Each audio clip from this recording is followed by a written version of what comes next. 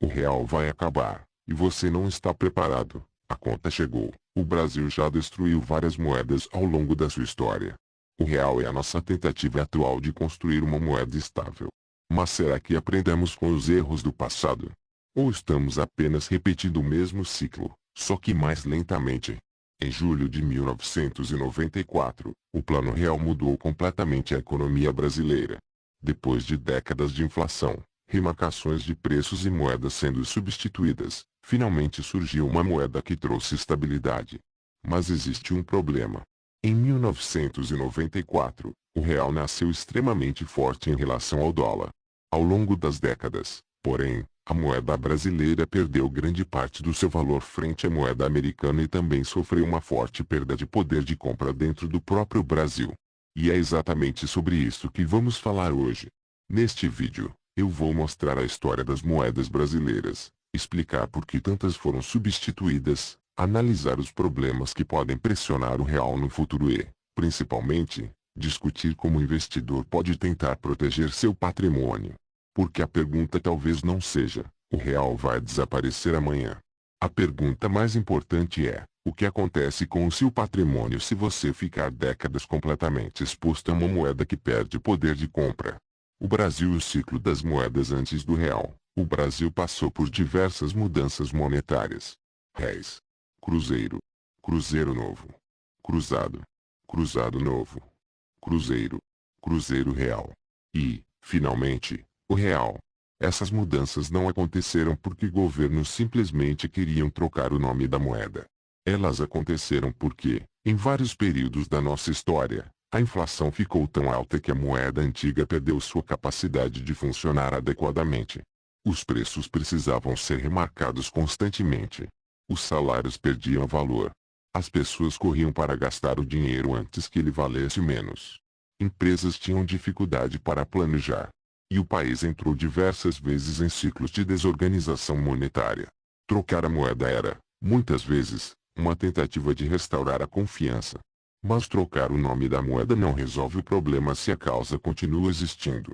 E essa é uma das maiores lições da história econômica brasileira. Réis. O começo da história durante muito tempo, a moeda brasileira foi o réis. Ele acompanhou o Brasil Império, a República e enormes transformações econômicas. Mas ao longo das décadas, a inflação foi corroendo seu valor. Até que, em 1942, surgiu o cruzeiro. Um cruzeiro passou a valer R$ 1.000. Esse processo de cortar zeros seria repetido várias vezes nas décadas seguintes.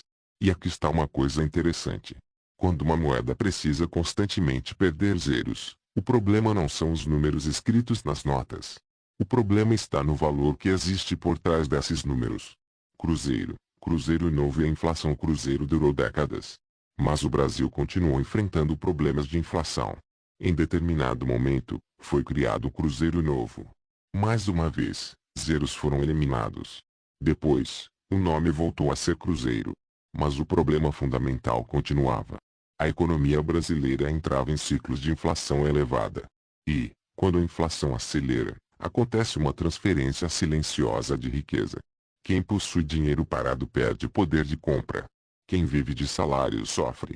Quem tem pouca capacidade de proteger seu patrimônio geralmente é o mais prejudicado. Porque o dinheiro pode continuar existindo, mas comprar cada vez menos. Essa é uma das formas mais silenciosas de perda de patrimônio. O cruzado e a ilusão de que o problema acabou na década de 1980, o Brasil tentou novamente combater a inflação. Nasceu o cruzado. Vieram congelamentos de preços. Novas políticas econômicas. Tentativas de controlar a inflação. Durante algum tempo, parecia que o problema poderia ser resolvido. Mas controlar preços não cria riqueza. Não aumenta automaticamente a produtividade. Não elimina déficits.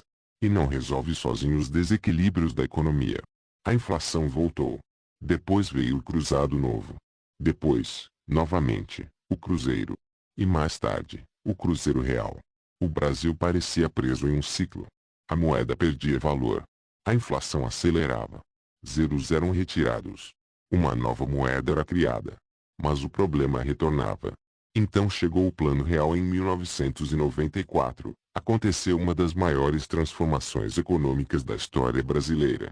O Plano Real conseguiu quebrar a dinâmica da inflação descontrolada. E isso foi gigantesco. Para quem viveu aquele período, a diferença foi enorme. Antes, era comum receber o salário e correr para gastar. Porque esperar alguns dias poderia significar perder poder de compra. O real trouxe algo que parecia impossível depois de tantos anos: estabilidade monetária. Mas a estabilidade não significa que a moeda mantenha o mesmo poder de compra para sempre. Desde 1994, os brasileiros continuaram convivendo com inflação. Alguns períodos tiveram inflação menor. Outros tiveram inflação maior. E, somados ao longo de décadas, esses aumentos de preços fazem uma enorme diferença. É por isso que produtos, imóveis, serviços e alimentos que pareciam baratos décadas atrás hoje custam muito mais. O número de reais que você possui pode aumentar. Seu salário pode aumentar. Mas a pergunta correta sempre é: quanto você consegue comprar com esse dinheiro? O real pode morrer? Agora precisamos separar duas coisas. Dizer que o real vai acabar pode significar várias coisas. Uma moeda não precisa desaparecer fisicamente para destruir patrimônio. Ela pode continuar existindo. As notas podem continuar circulando. Os salários podem continuar sendo pagos. Mas, ao longo de décadas, seu poder de compra pode diminuir. E isso é algo que todo investidor precisa entender. O risco não é necessariamente acordar amanhã e descobrir que o real virou zero. O risco mais provável é muito mais silencioso. A perda gradual de poder de compra.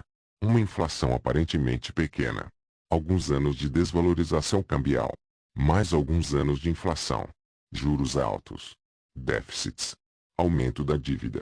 E, quando você olha para trás depois de 20 ou 30 anos, percebe que o dinheiro que parecia seguro perdeu uma parte enorme do seu poder de compra.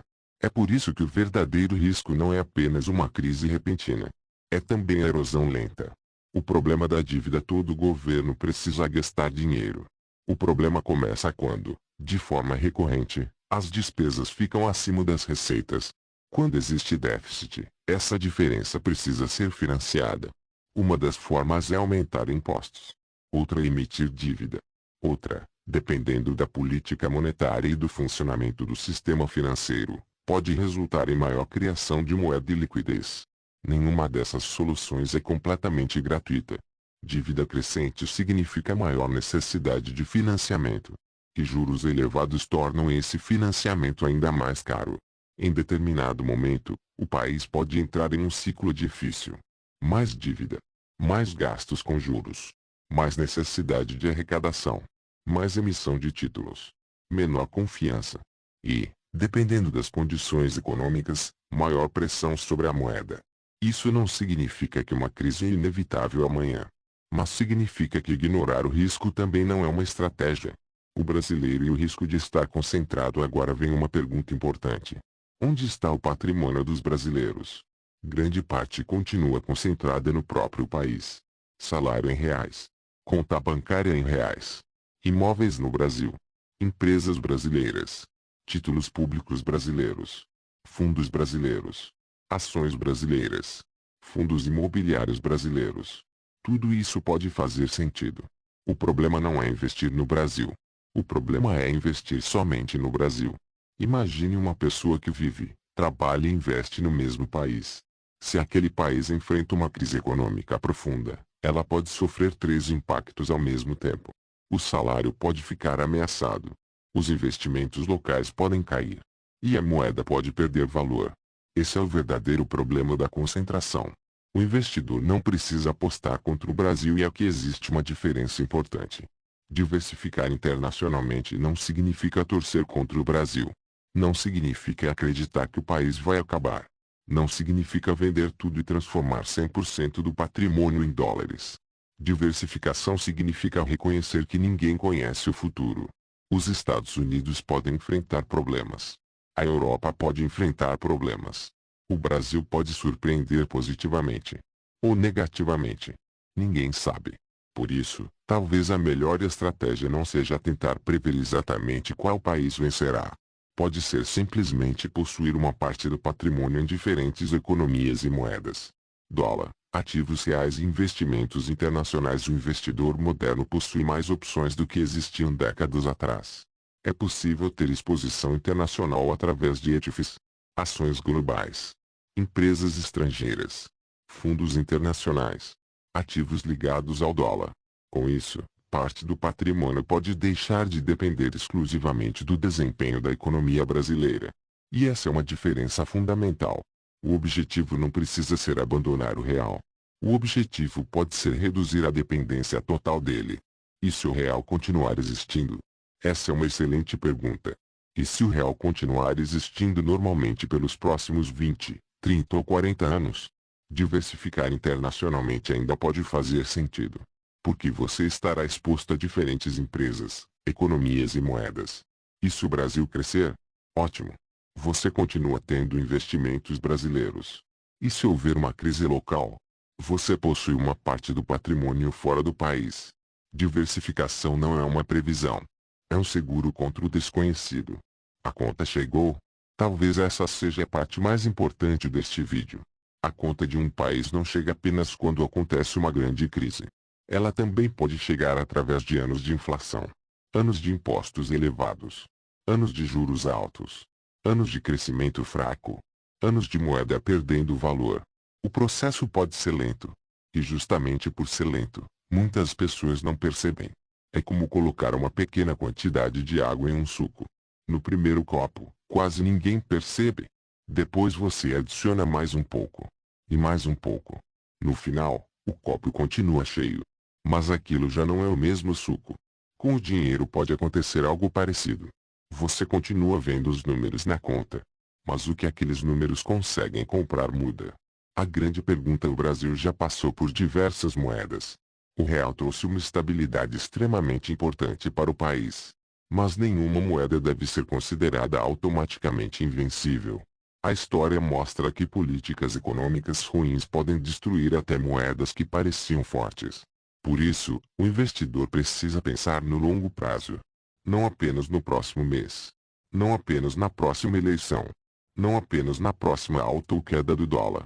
Mas nos próximos 20 ou 30 anos.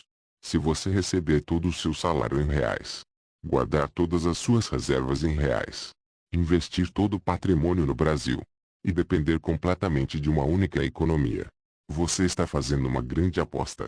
Talvez essa aposta dê certo. Talvez não. Mas você precisa saber que está fazendo essa aposta. O objetivo deste vídeo não é criar pânico. Não é dizer que você deve vender tudo amanhã. E também não é afirmar que o real vai desaparecer em uma data específica. Ninguém sabe exatamente o que acontecerá. Mas existe uma coisa que podemos observar na história: moedas podem perder valor. E patrimônio concentrado pode sofrer. A pergunta não é apenas: o real vai acabar? A pergunta talvez seja: se ele continuar perdendo poder de compra ao longo dos próximos 20 anos, o meu patrimônio está preparado? Porque proteção financeira não começa quando a crise acontece. Ela começa antes. Com planejamento, diversificação, conhecimento e decisões tomadas sem pânico. O Brasil já trocou de moeda diversas vezes. O real é a moeda atual. E esperamos que continue cumprindo seu papel por muitas décadas. Mas, como investidor, você não precisa apostar todo o seu futuro em uma única resposta. Você pode se preparar para diferentes cenários. Porque, no final, não importa se o problema acontece devagar ou de repente. Quem começa a proteger o patrimônio antes tem mais opções. E você? Quanto do seu patrimônio depende exclusivamente do real e da economia brasileira? Deixe sua opinião nos comentários. E se você gosta de conteúdos sobre investimentos, dividendos, FIIs, ações e proteção de patrimônio, inscreva-se no canal Árvore dos Dividendos. Porque investir não é apenas buscar rentabilidade. É também proteger aquilo que você levou anos para construir. Aviso importante: este vídeo tem caráter educacional e informativo. Não representa recomendação de compra ou venda de ativos. Faça a sua própria análise e, se necessário, procure um profissional qualificado.